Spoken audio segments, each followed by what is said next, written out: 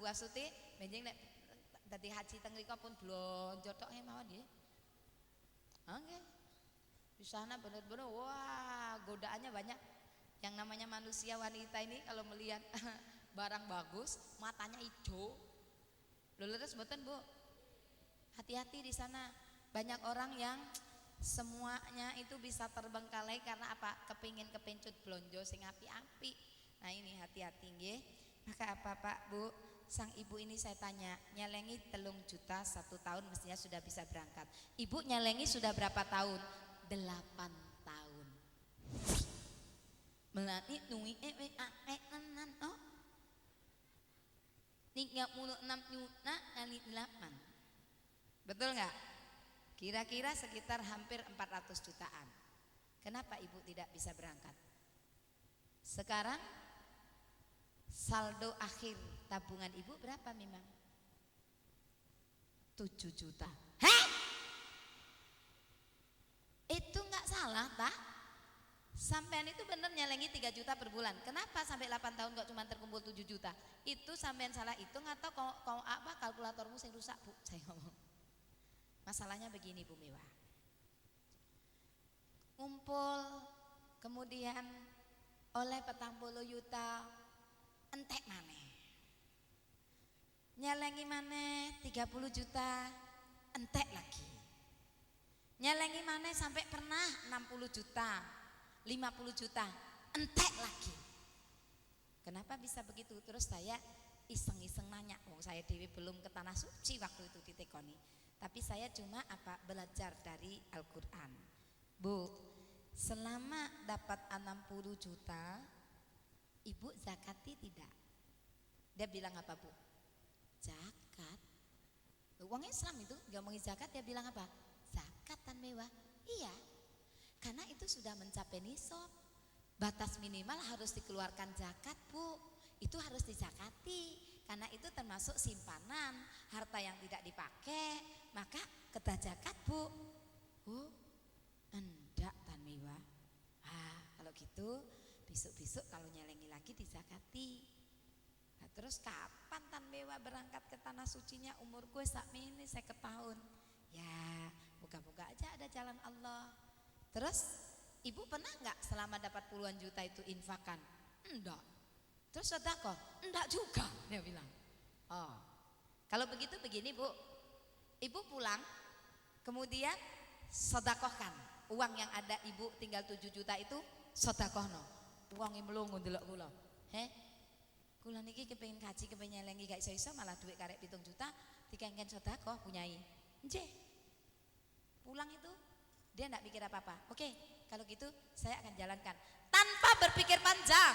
Karena saya katakan, kalau ibu sudah sedekahkan atau nafkahkan rezeki ibu di jalan Allah, nanti ketika ibu kesini saya kasih tahu. Coba saya ingin melihat ibu ini serius nggak kepingin ke tanah suci gitu loh. 2 minggu lagi balik Bu, mari riyo balik tenggene kula.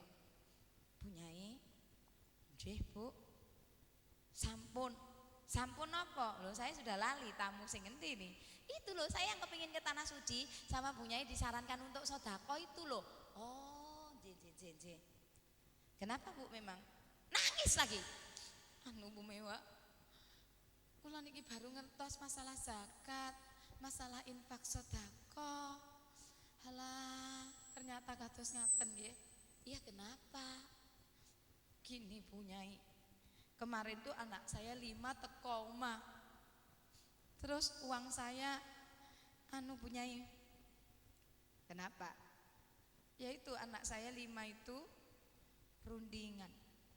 Masing-masing nyelengi urunan 10 jutaan dan kemudian dikumpulkan, dan alhamdulillah mereka niat menghajikan saya.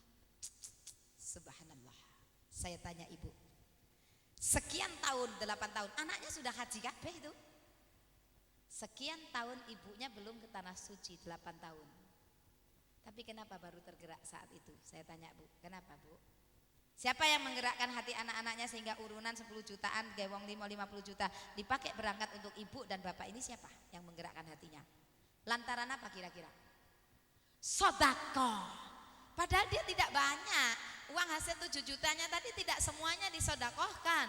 Tapi krono ikhlas, krono ya Allah, dia percaya apa yang saya ngomong. Dia yakin begitu saja. Sami'na wa ata'na. Ketika sudah mendengar kemudian dia taat tanpa berpikir panjang.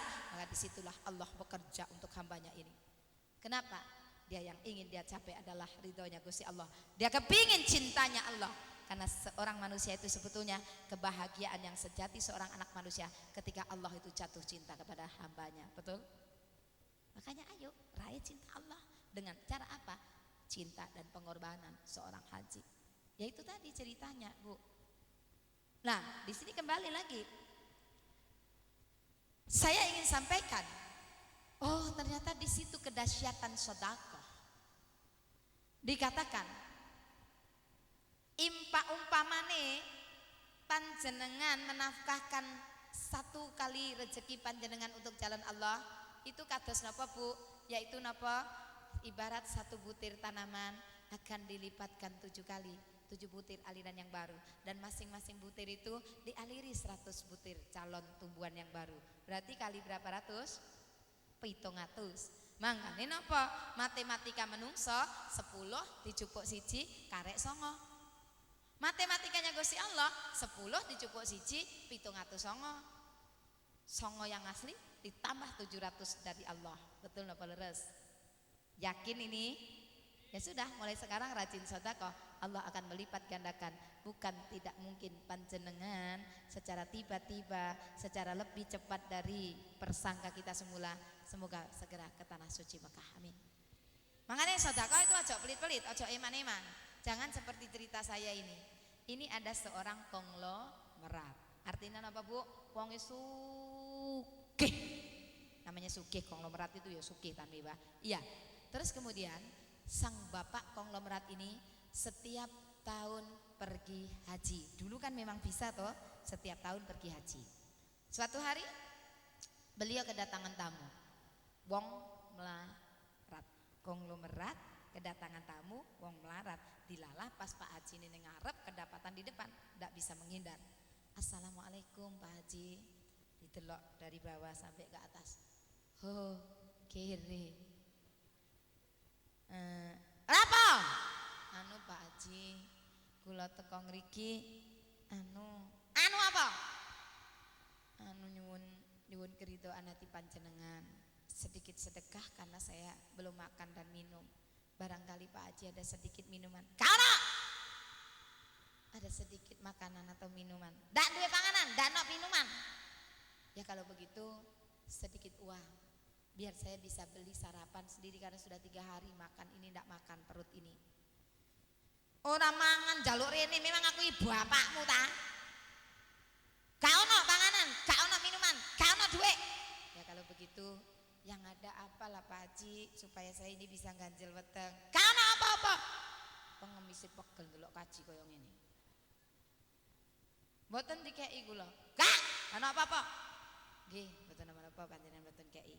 Pak Haji, apa? Monggo nderek kula. Nandi ngemis bareng kula. Lah apa kok ngono? Lho, sampean mau lak ngomong. Gak duwe apa-apa. Gak sami kali kula lho, mboten gadah apa-apa. Sampeyan jare koyo ngene gak duwe apa-apa. Lah berarti sami kalau kula. Monggo ngemis bareng-bareng. Loh, orang berangkat haji pulang haji kok masih pelit, aneh gitu loh.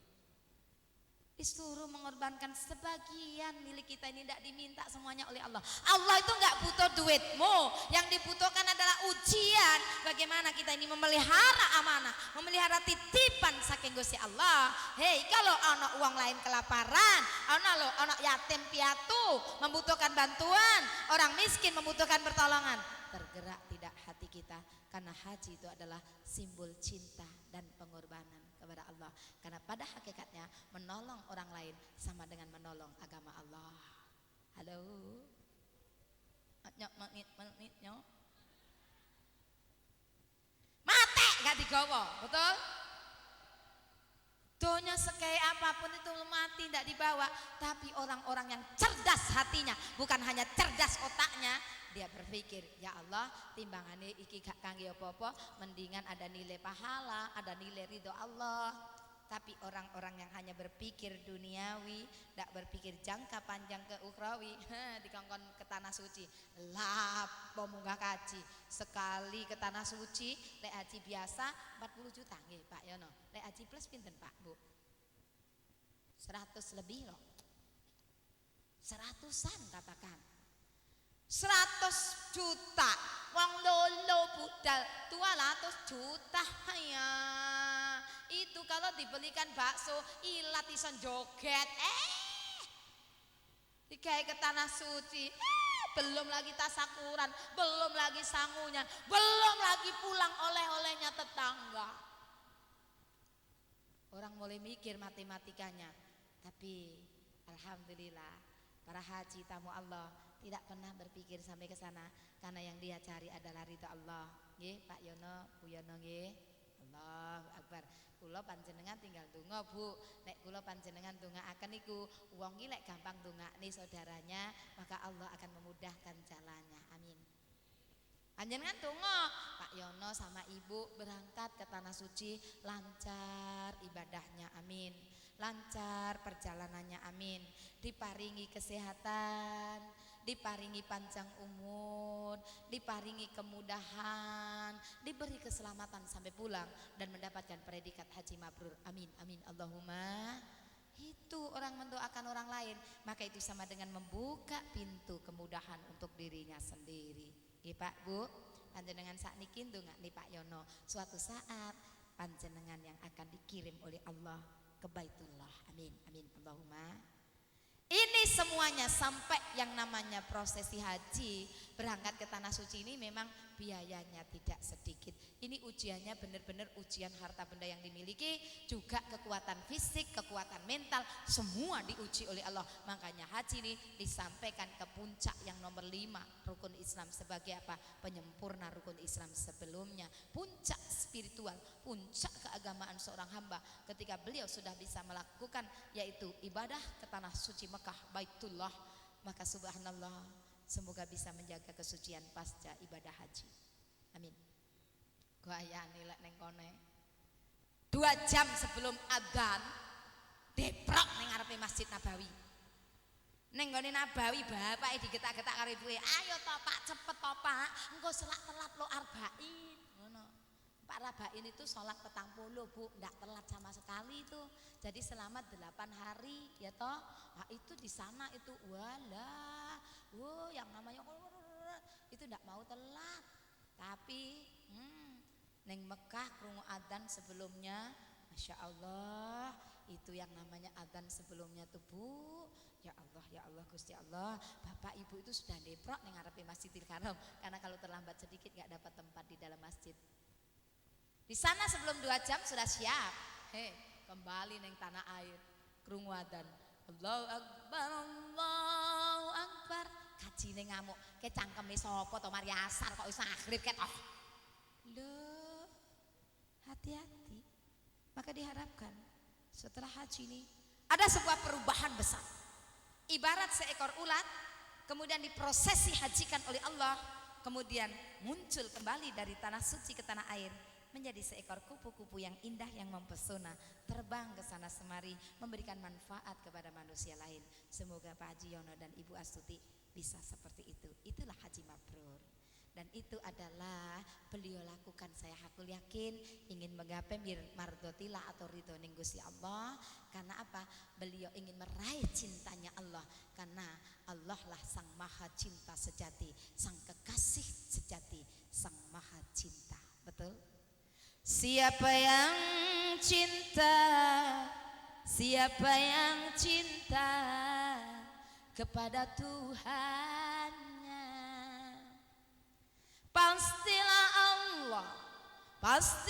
Allah akan menolongnya. Yakin Bu? Allah yang akan menjadi penolong bagi orang-orang yang mencintai Tuhannya.